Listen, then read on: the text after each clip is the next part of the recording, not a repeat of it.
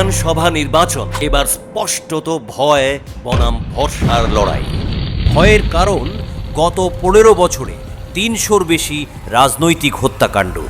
ভয়ের কারণ বাংলাদেশের সঙ্গে পশ্চিমবঙ্গের সীমানা 2216.7 কিলোমিটার, আর তার 569 কিলোমিটার এখনও নিরাপদ নয় তৃণমূলের জমি অধিগ্রহণের অনিচ্ছার কারণে।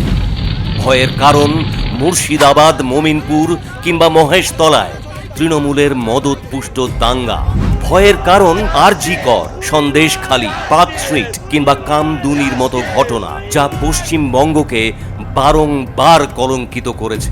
ভয়ের কারণ কয়লা থেকে রেশম, শিক্ষক নিয়োগ থেকে 100 দিনের কাজে প্রাতিষ্ঠানিক দুর্নীতি।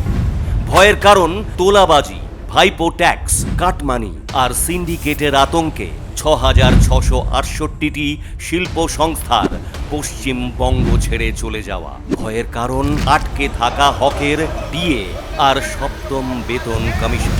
ভয়ের কারণ হয়ে উঠেছে আলু রফতানিতে বাধা, বন্ধ হয়ে যাওয়া 80% চা বাগান।